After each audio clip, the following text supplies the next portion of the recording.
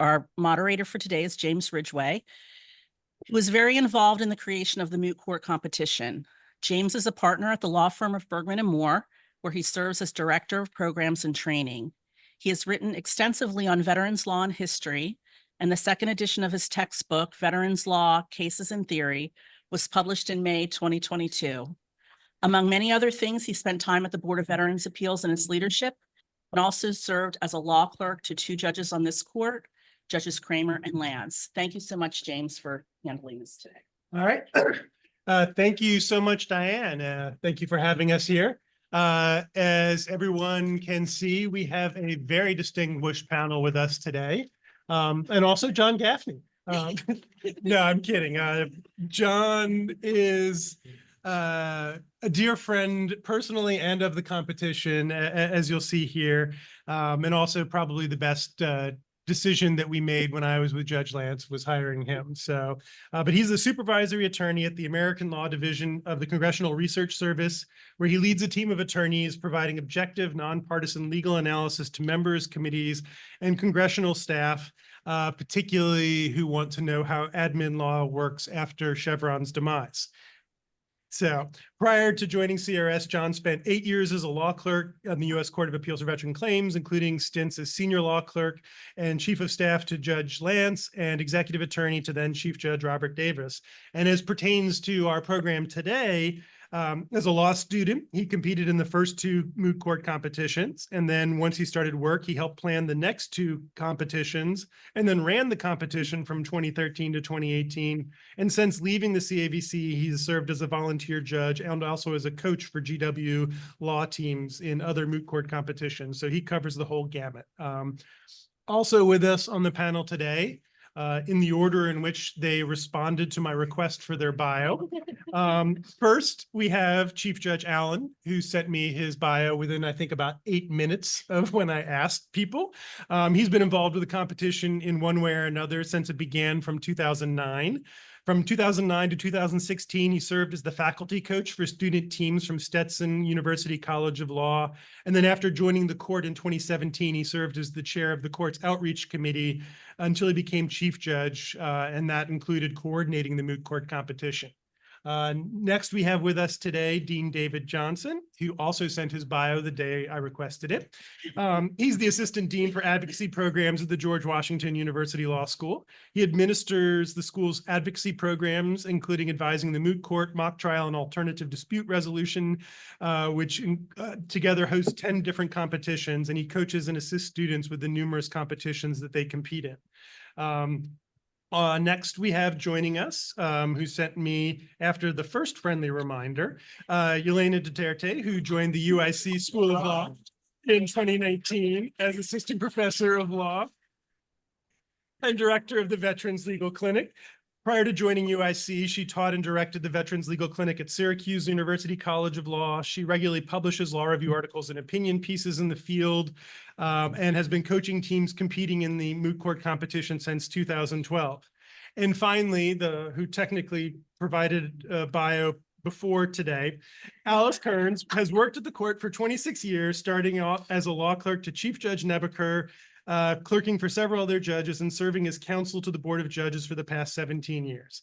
In 2019, she helped launch the moot court competition and served as co-director for the first two competitions. And so we're here to talk today about the creation and development of this competition. And since I know this has been distributed to this year's competitors, so we have some live streaming it. At the end, I'm going to ask everybody for their best tip for those competitors for this year about how to prepare. But you can think about that during the next 6 hours or so while we cover things. But I'm going to begin with Alice to kick us off about where did this come from? How did this begin? First of all, apologies for the late bio there. So this began when Chief Judge Green was looking at the calendar and said the court's 20th anniversary is coming up. We need to do something significant to mark this occasion, and there was going to be a ceremonial session. And he reached out to the Bar Association and said, could we do this competition? Fortunately, Blue George, Glenn Bergmann, and James Ridgway primarily said, great, this is a great idea. And they grabbed the ball and ran with it. I was enlisted to be a co-director with James. James handled all the problem. He'll talk about that. And I was sort of the logistics person. And so creating a moot court competition from scratch, someone thought it was a great idea to get me to help, who had never done a moot court competition and had 4 little kids and was busy. But I like to write. I like to revise things. And I was working closely with Chief Judge Green. So sort of my piece of it was to work on the rules, work on the letters that went to potential schools, trying to get judges, trying to get rooms. That whole competition, the first competition was held all inside this building. So we had to meet our neighbors, and the Defense Nuclear Regulatory Commission let us use some space on their floor. And I went to my husband's school and dragged podiums here in my car to create courtrooms for students. So, and worked on things, which I did find some of this lovely swag, first generation backpacks with every school name and the 3-colored highlighter, which I'll donate to you, John, for a nice curio cabinet. So I sort of did a lot of the things that weren't related to the problem itself. So that's enough for me for now. So yeah, I guess to fill in the other side of that story, the way I remember it, and I'm happy to be corrected. I mean, the Chief Judge Green was definitely looking for something special to mark the court's anniversary, and we had in Judge Lance's chamber a clerk by the name of Natalie Hayen, who was a big moot court person and really wanted there to be a veterans law moot court, and saw this as an opportunity. And she was the one who lobbied Judge Lance to go to Judge Green, suggesting this could be the thing that makes this special. And then he and Judge Lance came in to chambers and basically called us out and said, we've got something that we're considering doing. How would you guys feel about running a moot court competition? Which Natalie, of course, was all over and had plenty of ideas. And I was in no position to say no to. And the one thing that I'll take credit for contributing was I had taught legal writing at Loyola in Chicago when I was a prosecutor there. And I had always been really annoyed at the problems that we had to teach from and how artificial they felt. And I thought the one thing that we can do to make this really special is to make it feel as much like a real case as possible. And so, I was the one who was like, okay, the DD 214 is going to be a real DD 214. And we're going to, use some whiteout and do things. The board decision, like we knew once we got people involved, like we could get an actual board decision template. So all the fonts and everything looked right. So every single thing that went in there was designed to look exactly like it would in a real claims file. And so I thought that would make this special. And then also we realized that we were going to be relying on the Bar Association. I was not yet a member of the Bar Association. I think this is how I got roped into becoming on the Board of Governors afterwards. But I thought we can make sure that every panel of every round includes one government attorney, one private practitioner, and one court attorney. So you have a balanced panel for every group in every round. And we were able to pull that together. And so, yeah, so I took on building the problem, and then Natalie took on a whole bunch of the court, basically everything that Alice didn't do logistically, Natalie did in working with them. And I don't know between the two of them exactly who did what, but somehow we pulled it off. So, and then that brings us to John, who got to enjoy the first competition. Yeah, so I'd been clerking for Judge Lance that summer as you were starting to plan this. And I remember you strong-arming me and basically saying, you have to do this. We need to get people involved. This is a great opportunity for you. It's a cool thing for the court. So go to GW and see if they'd be willing to have you be on a team for them. I go to David and he says, well, you know, cool opportunity, but other division or upper division students who are on the moot court board get first crack at it. So we'll have to see if there's space for you. And That sounds like me. And luckily, you know, demand worked out and I was, oh no. See the But clip I think from- we have a picture of you from, Uh, so down is up, gotcha. So that was their logo, and then there we go. yeah, that was some time and some follicles ago. Yeah, so that was it was a really interesting experience. You know, my exposure to veterans law at that point had been through my internship in Judge Lance's chambers. And so I'd seen the claims files, I'd seen how they look, I'd seen a large number of briefs at that point.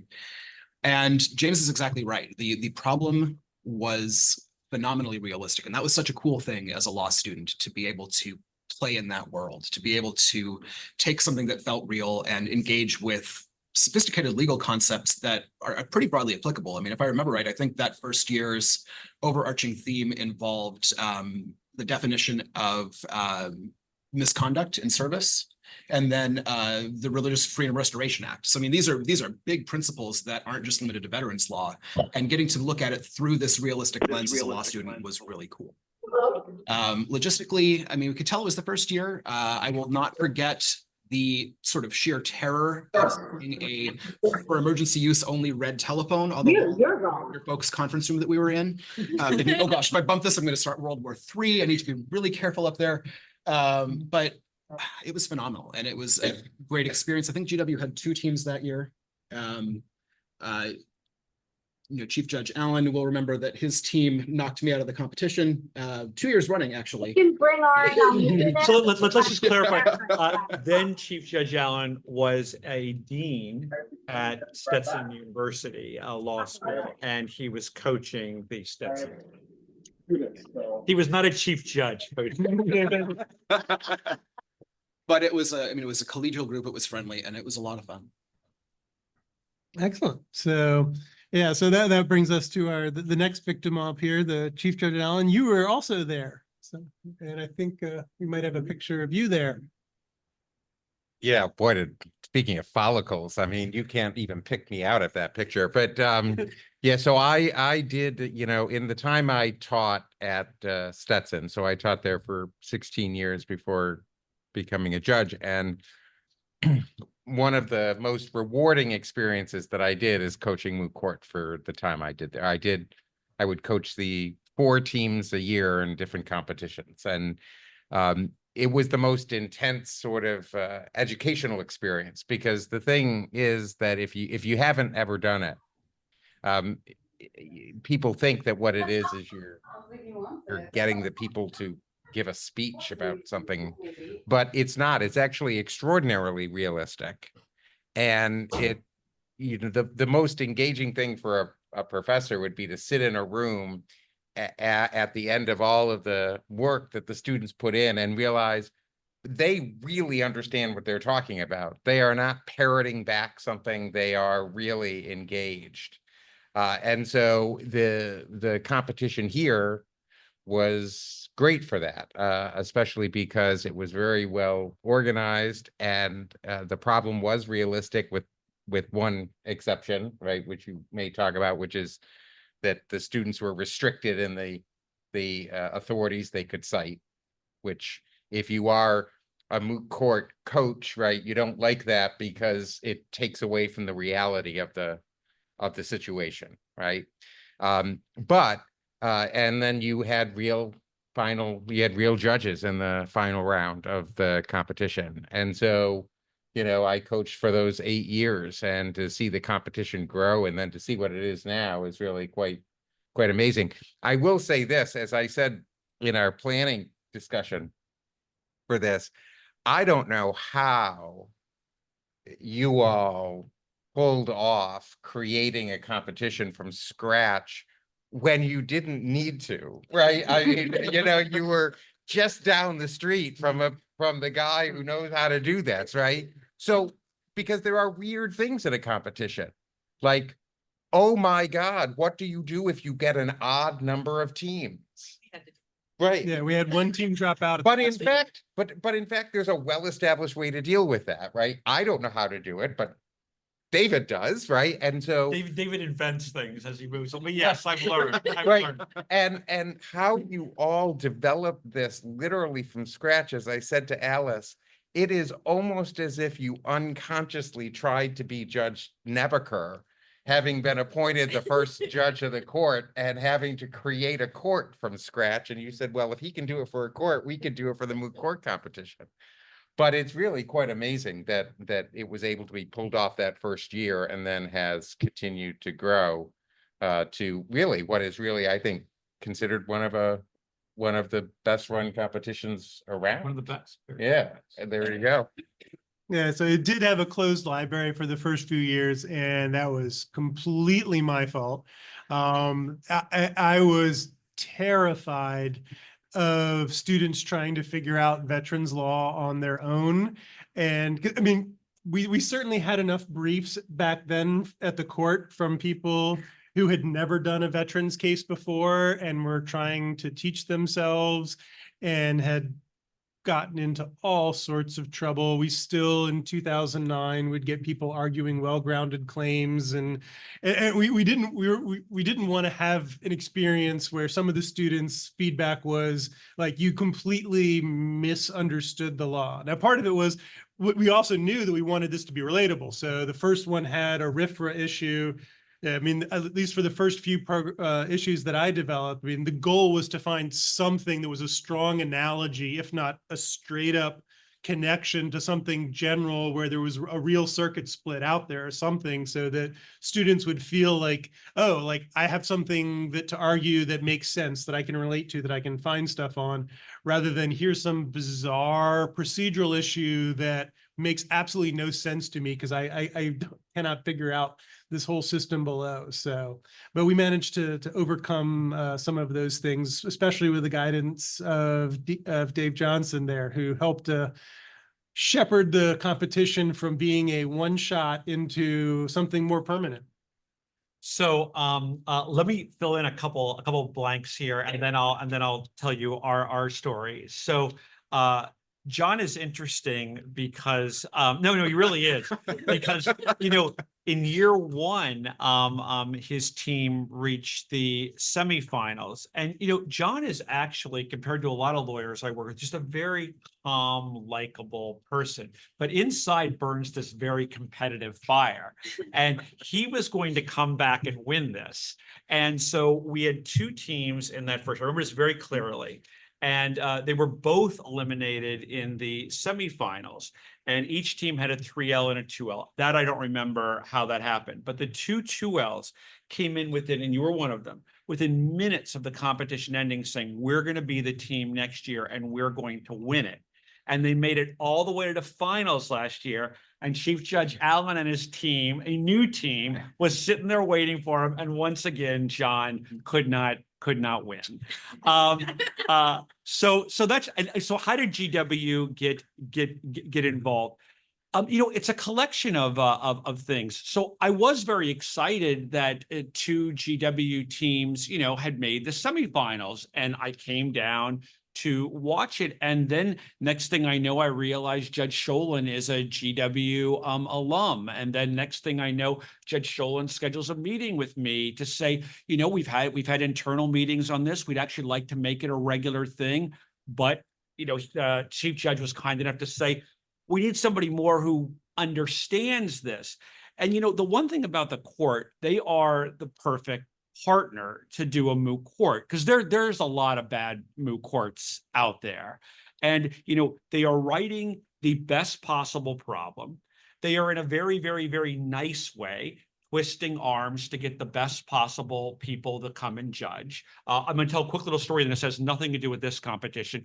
Most competitions around the country are subject matter specific, and I will not call out this competition, but these students, they practice with, attorneys who are specialists in this field. They flew out to this other city, It's not Stetson. And they competed, and on their way out of town, they drove by a billboard, and the judge that just whacked them down in their round was the local personal injury attorney. Okay. And that's what and it was not a personal injury. There are no personal injury moot courts.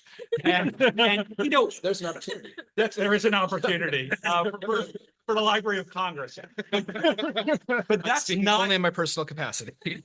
that's not what you get here. I mean, what you get here is, and I'm only picking on these people because I recognize their names from the chart. You get David Ames, you get Lauren Barefoot, you get people, and I know they're coming back this year to judge. That's why. By the way, the materials will come out at the end of next week. But you get people who you get Cortland Ingraham, you get people who do this for a living, and they're coming back. And actually, one other just sort of story, I was at a moot court conference one time, and nobody really knows who each other is. And the table we're at, people were just saying, you know, what new competitions are really good out there? And someone at the table said, oh, that veterans one is really good. The judges and the problems are great. I just kind of stared at my food. I was like, great, thank you very much.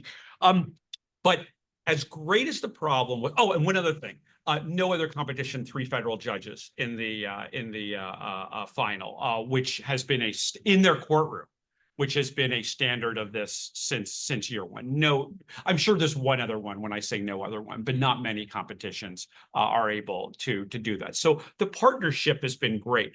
But the one thing I think, the 2 things, I think three, I can think of three things where GW was able to add value. No, three. The first competition was 8 teams. And we're better at recruiting other schools. And now the competition, we've set this maximum of 28 schools to compete. We had to turn down schools this year. And 4 of the last 5 years, we've been at our maximum 28. So, you know, I'm proud of that value that we can add. You also, I did not know John's story about the nuclear phone on the wall, but you didn't have the space here for, you know, a 28 team competition. And we're one of the bigger law schools in the country. And so we were able to do that. And as you grow, you need students to help run it. You need clerks in each room. Although John did not like to let go of the scoring, you need students to score. You need students to, you know, collect the briefs and disperse the briefs to all the different judges. And I think we were able to add something that the court couldn't. But what the court already had was literally as good as there was out there. We also added, but we remain one of the most affordable competitions in the country. We did add a fee. The first year they did it, it was free, and there are no free competitions out there. And you know, we have to feed the judges, and we have a nice reception for all the teams afterwards. And so that's what we use. And in the early years, we were buying the awards with the money, but now we have a wonderful sponsor for the awards. I believe it's the pro bono. That's right. Yep. The Veterans Consortium Pro Bono. Yeah, because I'm always going to get that wrong. The one other thing, it isn't James's question, but I have my little printout here. I just wanted to tell you, and I worked on this over the summer, not knowing we were going to do this panel, but I think you might find some of this interesting. Over the 16 years of this competition, 72 different schools have competed, all right? Only 1 school has competed in every single year, and that is Stetson. In a second place, I believe, is GW. GW has competed every year but 1. And interestingly, Stetson has won it the most. Stetson has 6 championships in this competition. And GW, John really set a standard that we cannot break free of. GW, if you combine them, has been to the semifinals and the finals more than any other school, but there are no championships. All right. The second most championships is Baylor. Baylor has been 10 times, and they've been a champion 5 times. And then just one last thing, sort of as a testament to how this competition keeps growing. This year, of our 28 schools, 5 are new. 5 have never done this competition before. And so the interest keeps growing. And I think as I turn it back to James, James's worry in the early years, how would people understand all this? I think one thing, there are a lot of veterans law clinics out there at law schools around the country. And it's been my observation that a lot of these clinics, GW doesn't have one, we have great coaches, but a lot of these clinics do send teams. And so it's an extension of the veterans work that they are doing. Yeah. And so, yeah, first to just defend John's honor a little bit, when you say he didn't win, he did win both years. Well, But yes. best brief, not the big prize. So, and I got the to, best prize of all, James. I got to take over the competition. It was- yeah, no, I mean, you got a career out of it. So it's hard to do better than that. I'm just teasing, John. To tie up a little bit there, like that innovation though of charging fees actually had ripple effects, because the fees. It's what everybody does, by the way. It's what everybody does. This is not an evil David Johnson. No. But when I was president of the Bar Association there around year 3 or so, the Bar Association started basically dedicating its cut of those fees to funding the outreach program. And so the very first thing that the Bar Association did with the first set of fees it got from the competition was fund a trip for me to go to Mizzou, because they had requested the Introduction to Veterans Law program that we normally did whenever the court traveled, but that was the first time we did it independent of a court argument. And then like the next year, like that had turned into lunch with the dean and about the clinic. And like the next year they had one of the very first clinics in the country. And that all, was derivative of the moot court competition. So. But, of course, now we've got lots of clinics and lots of teams competing. And Yelena, you kind of seen both of those. You came in around year 3. 2013. So this was probably year 4, maybe. 4. And I think this is when John started taking over the competition. And so I only know the John problems, not the pre. That sounds ominous. Actually, no, year 4 was the last one that we did together. Okay. Because that was the 2012. yeah, that was the insanity regulation. Okay. And so when I got involved, I was a staff attorney at the then John Marshall Law School.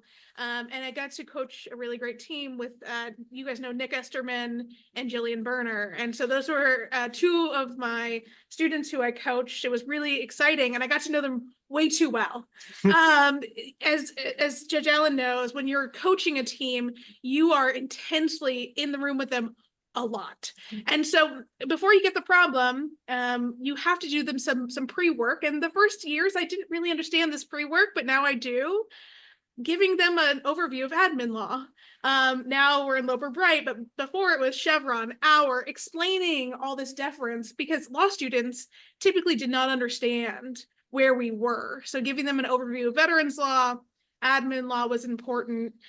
And then setting expectations for the problem, what they'll probably see, what they've seen in the past, so they can kind of look at the past documents that have been in the file. What is a DD-214? How do you read this? What are these? These are decisions. How do you read the decisions? And so walking them through old packets so they know what to expect in future years and for their problem. Because once the problem comes out, I can't talk to them. It's wonderful. I have like weeks of no contact with them. You can't ask me any questions. You got to write your brief, and we'll come back after you've submitted it. And then the intense time comes, and we are practicing 4, 5, 6, maybe 7 times a week. You might have double practices where you're doing both sides of the argument. You're going from petitioner, respondent to then doing the rebuttal all in one time. I will say having 2 teams is better than having 1 team, and not just because you have more chances to win, but because they really are good at picking at each other, right? Like really refining the arguments, because you'll see both their briefs. You can have them ask each other questions because they know the problem best. And so I've seen when I have 2 teams, they are just a better at arguing the case because they know both sides in and out. What I'm always looking for when I'm practicing with students is their comfort with the material. Do they know the facts?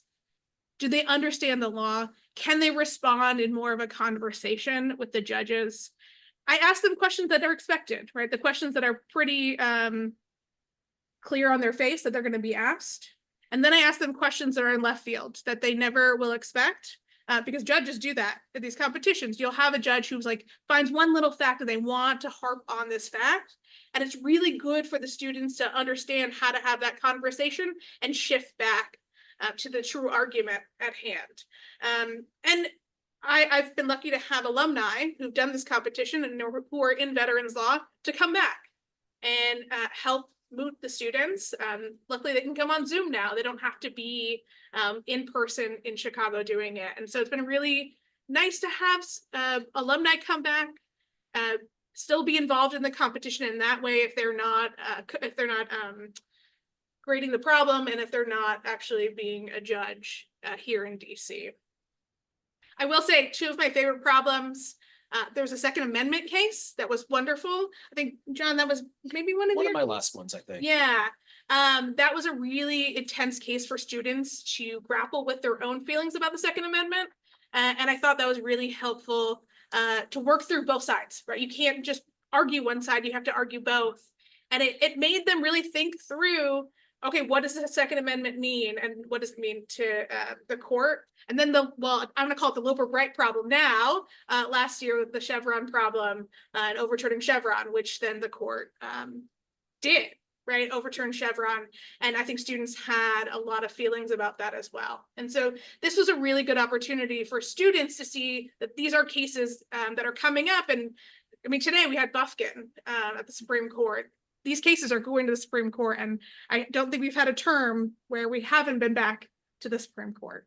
Can I just interject a second? Yeah. there, Chase? Yeah, go ahead. So on that note, the second year of the competition, one of the questions was about equitable tolling of appeals to the CAVC. And this was in that weird period where the CAVC had heard the case and the Federal Circuit had heard the case, and it was pending before the Supreme Court. And so we got to argue a case that was actually pending before the Supreme Court. And in the final round, in front of the actual panel of CAVC judges that had heard the case in real life. And so it was their do-over. It was the most intimidating thing ever as a law student to get up there in front of judges. I think it was Green, Hagel, and Scholin. And Judge Hagel, if you've ever argued in front of him, is intimidating enough anyway. And add on top that they intimately knew this case in a way that I think was unheard of in pretty much any moot court competition ever. And it was fantastic. And then to see the Supreme Court arguments 3 weeks later and to see the result of that decision a few months after that was just a mind-blowing experience as a law student. And just and John, John is not underselling this at all. And I have seen a lot of moot court arguments in my time, and this was by far, hands down, the most engaged, because what John left out is the panel that heard the case here at the CAVC had a dissent. So Judge Scholin had dissented from Judge Green and Judge Hagel. And so this was like going back and ripping off the Band-Aid and doing it all again. It was really quite an intense experience. And I learned during that competition that thereafter, my advice to students always would be, if you were a man, assume that Judge Hagel is on the panel and button your jacket before you walk up to the lectern. And because that Judge Hagel would always comment about that particular thing. And the students would laugh at me, and then Judge Hagel would be there and would critique somebody because of how they button their jacket. And they'd look at me and I'm like, yeah, I told you, right? I'm not just somebody who can talk about the Constitution. I'm sartorial too. Yeah.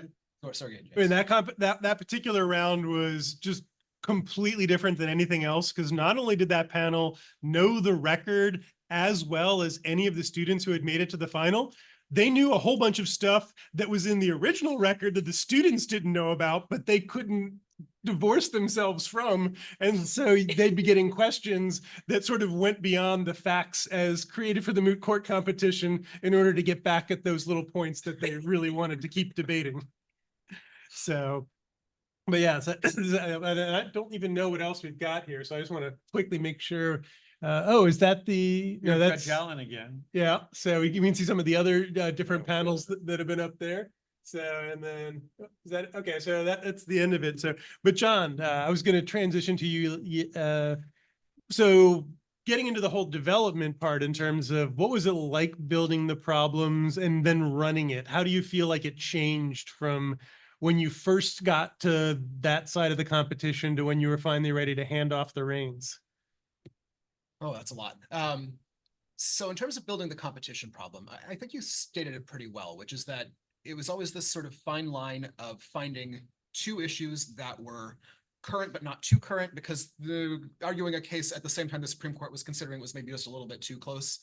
But finding something that was relatable to law students, but also uniquely part of the veterans law world, it's that balancing act, and it was hard. And I see a number of alums from the problem committee here in the room. Dan DeLucia, for example, has been a stalwart planning the competition. And he'll tell you, I mean, it's a lot of throwing ideas at a wall to see what sticks. It's a lot of trying to find things that we think are current enough that they're new and exciting and fun and not going to be scheduled for oral argument at the court the next week. That causes problems with judges in the final round, especially, who might then be overseeing a moot court on a case that they may be hearing in real life shortly thereafter, and we wanted to avoid that if we could. It was interesting though, because it's this chance to deep dive into this broader world than the cases that we routinely saw coming through chambers, and to find issues that were a little more high level, a little bit more sort of, I guess, sexy, if you want to call it that, in the legal world. But I'm an admin law nerd, so that definition is skewed anyway.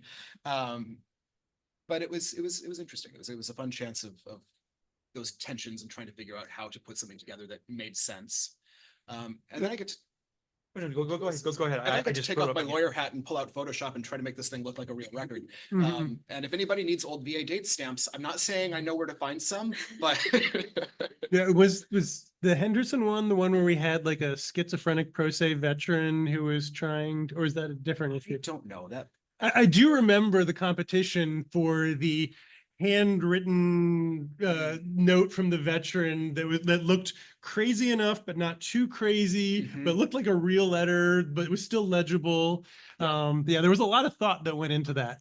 You would find a lot of clerks who would sort of dread me coming around the court in like July or August and be like, sign this, use weird handwriting. Like, what are you talking about? What is this? Don't ask questions, just sign this. Mhm.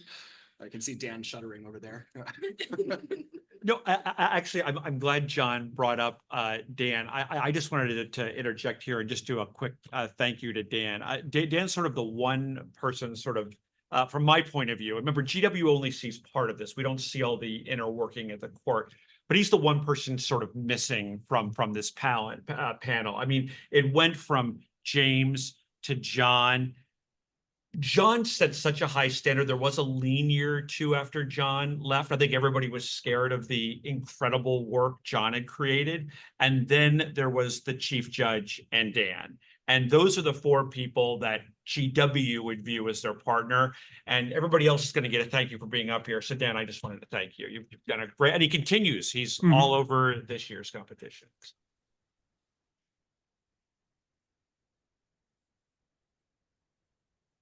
Now, were you able to maintain the tradition of Easter eggs in the names? So that was always the fun part as we came to the end of the problem planning. James and Alice and that original team started this great tradition of secretly theming, or not so secretly theming in some cases, the characters in the problem.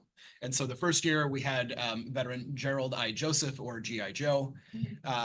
Over the subsequent years, we had Tom Clancy characters. We had, I think, MASH one year. Yeah, the second year was Franklin Pierce, which Yeah. was, of course, the true name of Hawkeye Pierce from MASH. And so that sort of turned into my, I guess, really pathetic reward to the team for a job well done of getting to pick the Easter eggs at the end of the process. I remember that there were a couple of hotly contested ones. I think the last year I was involved, Hamilton was a big thing. And so we had a whole bunch of Revolutionary War characters, and Alexandra Hamilton was the veteran and appellant.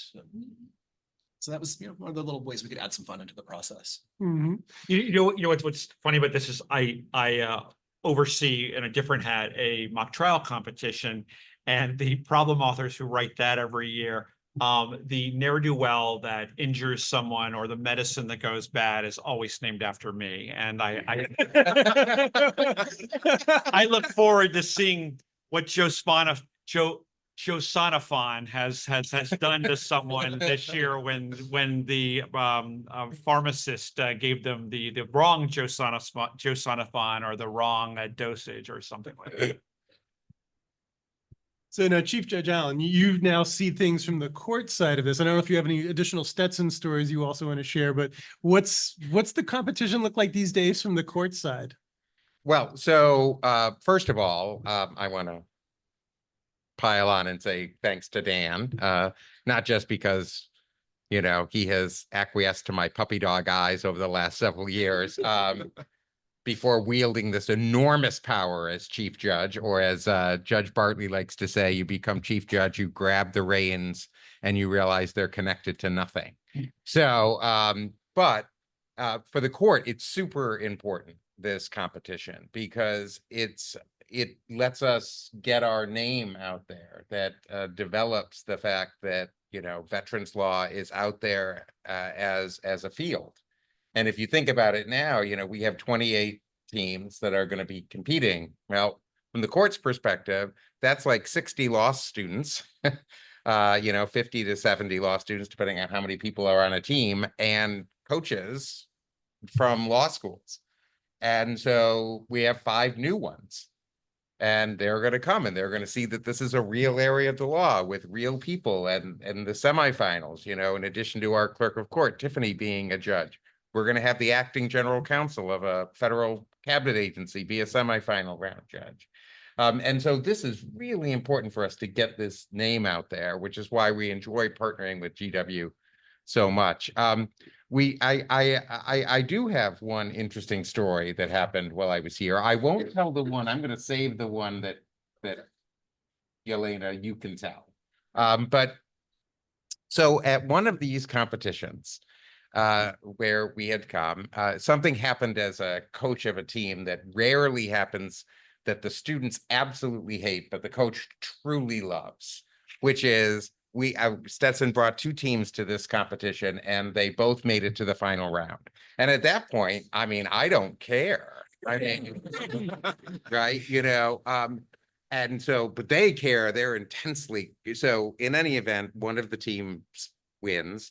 And so we then immediately go out, we get a big van and we go to the airport, right? Because we're going to make it home because it's a Sunday afternoon. So we get there and all the students go like, well, before we eat, we're going on Southwest out of Reagan. And they're like, before we get on the plane, even before we go through the security, we're going to go change our clothes. I'm like, okay. So they leave me with all the bags and then they go off.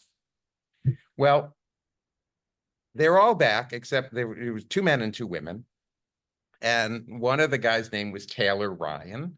And the other was Gio. And so Gio was with me. And by the way, to tell you, right, this idea about how close you do get the students, Gio actually came to my investiture years later and ended up getting stuck here for 3 days in a massive snowstorm. So I say to Gio, I'm like, yeah, you know, Gio, I don't know what's going on with Taylor. He is not coming out of the bathroom, but you got to go in there because we got to get through security and get on the plane because we got to get home. So he goes in and comes out, and I see Taylor behind him, and Taylor looks like she's freaked out. And I'm like, well, what's wrong? He said, I don't have my wallet. It's gone. I don't know what happened. Maybe it fell in the van. I don't have my wallet. I have no ID. It's like, you have nothing? No. Okay. I'm like, okay. I tell the other students, I'm like, go through security. That no matter whether we get there or not, get on the plane, you know, go back to Tampa. I can't leave this guy here in DC, right? Probably will get in trouble with the dean, right? So, so I'm like, okay, first we got to get rid of your bag. So we go up, and of course you can't check a bag without an ID, right?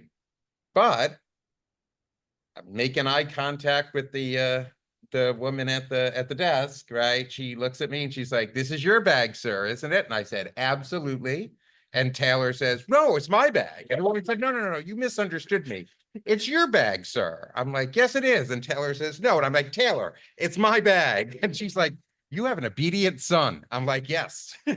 So, so then we're like, okay, we got the bag checked. Now we go up to the TSA person, the Southwest agent brings us up there, and it's this sort of grandmotherly like woman at TSA. And she's like, "Well, I can call this number and they'll do a background check on the phone so that you can get through security, but you have to have something with your name on it. And she said, do you have anything? And Taylor says, no. She says, do you have a student ID? No. The woman then said, do you have a utility bill? You know, it's like, yeah, I always carry the Pepco bill with me or whatever, but no, he says no. And then I said, wait. Anything with his name on it, anything. She said, well, yeah, anything. And Taylor says, I have nothing. And I said, yes, you do. And I reached down and I opened my backpack and I pull out, which they had given me. The court had made a certificate because he had won. He was on the winning team. And it said, you know, champion Taylor Ryan. And the woman's holding this framed plaque. And she says, well, it's got his name on it. That's the only way she was able to make the call. And what's funny is he then became one of my first law clerks when I came back to be a judge. And people remembered this story because I immediately emailed them, the clerk of the court, and I'm like, there's one other thing about this competition you should know. And that's that you get people onto airplanes. So. I wanted to just quickly add something. About 2 weeks ago, Chief Judge Allen forwarded me the judges for the final round and the semifinal round. And so I forwarded it to all the coaches and the competitors. And almost immediately, one coach wrote me and said, oh, dear God, my team is going to be applying to get a clerkship, an internship with one of these people. Is that a problem? Do we have to drop out? And I said, no, that's why they do it. He had literally just told me, this is what we want to have happen. So please, please, please, not a problem at all. So still working now. I'll share the story that Judge Allen alluded to. None of my teams have made it to semis. We've always failed at quarters, which means Saturday is the normal competition and quarters, and then Sunday is semis and finals. So if you get kicked out of quarters, you have the rest of the night to hang out and enjoy your night, and students love that. But in one particular instance, Judge Allen's team beat our team. This seems like a running joke, but this is very serious. He eliminated our team. And Nick Esterman met somebody who worked for the federal government, and he was planning on going JAG at this point in his law school career, but things changed, and he was looking for a job. And this connection that he met at Tonic, which is where the after party is, is how he ended up with the job at OGC, and ended up him, having this career in veterans law. And I know that he's okay with us talking about it because he's told this many times, but it is Judge Allen's fault that he's in veterans law. Well, and it is funny because, I mean, I had known Nick Esterman from appearing before me in court and writing briefs, but we were at an event like this, some event, and I was out where you are. I was a judge at the time, and Nick was speaking. And I mean, I had had no more than a handful of conversations with him, most of them in court. And all of a sudden he says, I just, before I begin, I just want to thank the person who, gave me the start in my career as a lawyer at the Department of Veterans Affairs. And I'm looking around and he says, Judge Allen. And I had never heard that story before, but he says, if I wouldn't have lost, I wouldn't have been drinking with the people from the VA who said you should apply. And in the small world in which it is, one of my first acts as chief judge was to appoint Nick to be the chair of the court's committee on admission and practice, right? So it really is, I'm not saying that the moot court competition show to change the world, but the way in which there has been connections that have developed over time in this competition has been really quite interesting. And it is funny from a logistics point of view, the person who runs the Tonic reception, that we announced, and this is I believe a John tradition, we announced at the reception who is going to the semifinals and which side they're going to be and who they're facing. I think that was you, maybe it was James. No, because you invented the quarterfinals. So that would have been you. And so you have 28 teams there. and you announce who the 4 are. Those 4 run out of tonic and go back to their hotel rooms to work, and the other 24 teams run to the bar and get a 3rd drink. So it is sort of funny. So I can totally see this happening. I just had this morning when I got up, I was actually wearing a tonic t-shirt. Honest to God, the teams bought me a tonic t-shirt, and it's got some phrase about a tater tots. Oh, yes. If you haven't been there, I mean, it's a fine place, but the tater tots are actually quite good. I mean, they are remarkable. So I would. Judge and come get your free Yes, tater. Judge. Yes, we should put in a plug. If you are not yet signed up to be a judge on the Saturday, which would be Saturday, the 9th of November at GW. We still need judges for the morning round. Oh, we're doing great the other 2, but that first round, we could definitely use a few more. That round goes from 10 to 11:30 in the morning. And they will feed you? We'll feed you breakfast and lunch, and you can come later in the day, tonic. And if you're interested, the email is veterans plural law moot. One word, veterans law moot at law.gwu.edu, veterans law moot at law.gwu.edu, and just send us an email and we will get you out the invitation. We'd love to have you come and judge. All right. Any final stories? David, you should tell your COVID.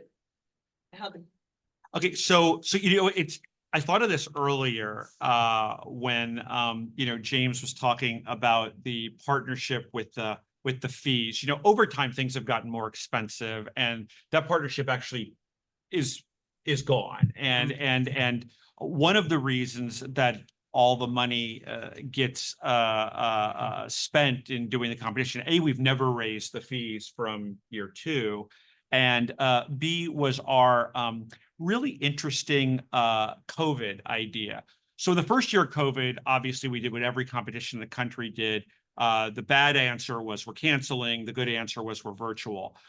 That's where I will blow my own horn. You couldn't have done it on your own. Oh. You needed a David Johnson who is half insane and figured out somehow how to do a virtual competition. But the next year, nobody wanted to go back to live.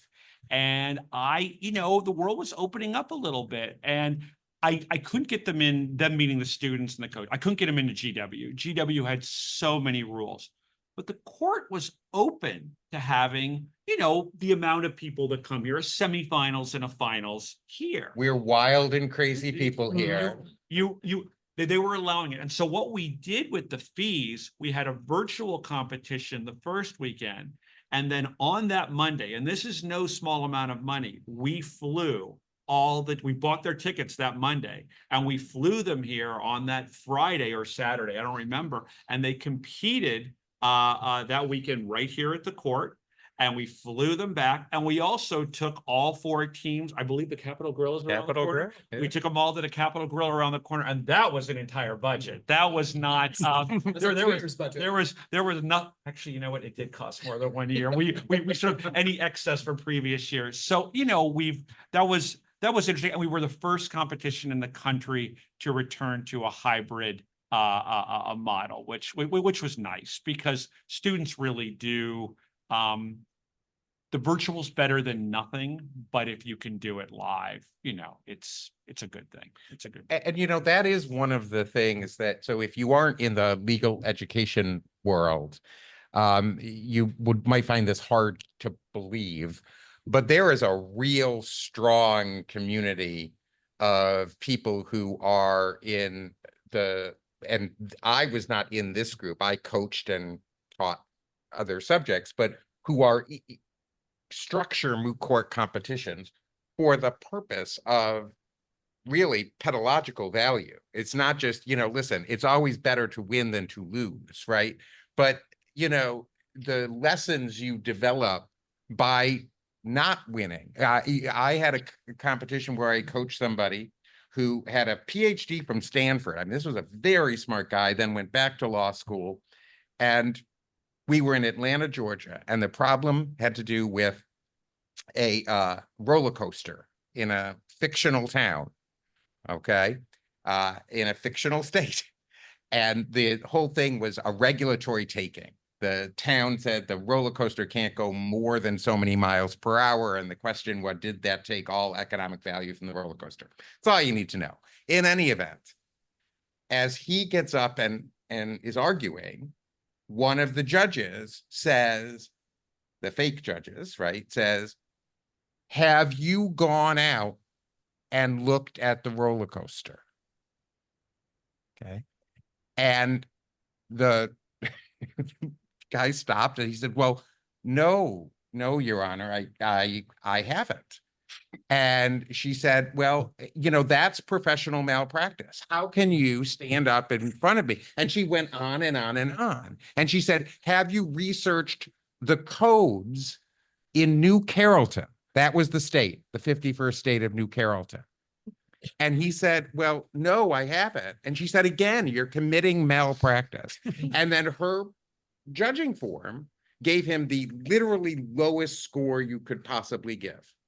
And, he was very upset. I could understand. I was upset too. But I said, listen, his name was Woody. I said, listen, Woody, you're probably not going to have somebody who says you should go visit a fake town when you're practicing, but you're going to have a judge who you come up against who just has, from your perspective, totally left field. And you're going to have to figure out how you stand there and be respectful and then say to your client when it's done, this is what happened, right? And that's why you have courts of appeal, right? But I mean, right. So, the lessons that you can learn. And so my point is, for the court to partner with GW in particular, which is a leader in the moot court field in the country, is really important because it sort of gave us cachet in that community. And we're still learning about how things work. We worked through the virtual stuff. And then even after all of these years at the court, holding these events at the court, just a couple of years ago, Dan is probably going to know what I'm going to say. The competition is always plus or minus a week or so around Veterans Day. It happened to be ridiculously hot. I mean, hot. Well, the building turns off all air conditioning and heat, on weekends, right? So we tell them we have to turn this on for the thing. And then we forgot to tell them that the marshals come in and they're on the 9th floor. And they are just such nice guys, the marshals. They didn't tell us that they were like passing out from heat. It had to be 100 degrees on the 9th floor. And Dan tells me, next year we really should remember to turn on. And so one of the first things I said to Tiffany after she started the job just a few weeks before the moot court, I'm like, we have to turn on the air conditioning or the heat on every floor when we're here. We'll pay the difference, right? And so it's funny, over the years, you've seen the competition go through those changes from the beginning that Alice said, where you're just figuring out what room to go, to realizing you don't have to do that because GW knows how to do that and they've got the space, to doing what John and James did, which is starting out by crafting the problem with such meticulous care that served the competition really well. And then, as I said to them in the planning call, came this close to destroying it when John left. Why? Because nobody in their right mind would have agreed to take on what James and John did. And then oddly, I happened to have been appointed a judge right then. And I said to people, but you don't have to do that. You don't have to do it that way. So much of what they were doing, GW can do. And then the problem development becomes the main thing we do. And, and nudging judges. You do a very good job of nudging judges. Yeah, and I found, I thought that just having judge in front of your name was good about that. One of the few things that's good about chief judge is I think the nudge is stronger. Yeah, I really did. I sent an email out about we need some more judges. We got 50. Yes, I know. I wish that would have worked with my children, but I don't know. So my point is that because this is a historical society event, not only is this, I think, a historical society event for the Court of Appeals for Veterans Claims, veterans law, I think it has real importance, but it really is interesting as a story of how this thing that I cannot stress to you how important for many law schools, moot court and mock trial are in terms of fundraising, national reputation. And I'm not sure that there's a better sort of encapsulation of how a program develops from 8 teams, a one-off, to 28 teams and one of the best professionally run competitions. So, you know, it's really interesting that I think that you can look at this either from the competition as an educational side or the competition as part of the development of the growth of veterans law. Because now it's just an element of the court. So oddly enough, one of the things that we did a few years ago that was in part due to moot court, in part due to the fact that we travel around and hear oral arguments around the country, is we made the outreach committee a standing committee of the Board of Judges. There were only 7 committees. And for when I came, the outreach was just sort of, it was a thing. It was, I think they call it an ad hoc committee, right? But now it's actually part of the mission of the court. So really, thanks to all of you who were here at the beginning, because I think you both advanced the court's goal in terms of the veterans law world, but I also think you really made a real difference in the national moot court world. So Wonderful. All right, now I promised that we'd finish with some tips for the competitors out there listening. Did everybody have their tip ready about how to do well? John, give me the thumbs up. What's yours? Well, I actually stole this from you, Okay. which is something you told me as a baby intern in law school, which is that when you're writing a brief and when you're doing an oral argument, you want to be the person who gives the soundbite for the junior judge to take back to the conference at the end of the argument. You want them to lead the conversation about how the case should come out with your take on the case. And so find that encapsulation, make that part of your conversation, make that part of your back and forth with the judges, but be the one to shape that first person speaking at the judges conference, give them what to say, basically. All right. I like that one. Who else? I'll go. I was gonna say that, you know, it would be great to win, but I think you have to get everything out of that opportunity that you can. And whether that's, you know, interacting with the other law students or with the judges, going to tonic, you know, the people who volunteer to do the judging, they want to engage. They're giving up their free time. And so talk to them. Like we've heard a lot of stories about, whether it's law clerks or job opportunities or something like that. So yes, the competition part is super important, but so is doing all the rest of the stuff. You're probably better prepared in this scenario than any real attorney is. I have seen lots of oral arguments, and the competition oral arguments are just better. They have the time to prepare. They know the record back and forth. I think putting in that time, and you will realize that you are probably more prepared for this than you will be in practice. I think the one I'll give, I've definitely watched more moot courts than anyone in this room. You've all watched more real courts. But I think one thing that is very hard for teams to do is you're prepared when you're a good team to go up against another good team. Meaning, I don't mean talented, and I don't mean I'm eloquent. I just simply mean they understand the problem, they understand the issues, and they're able to talk about it. And also on sort of an opposite of that, teams that don't really get it, when they go against each other, they also fit together well. But the thing I've really noticed, and you hear about this in football, you know, playing down to your opponent. When a good team goes up against a confused team, that good team can fall apart.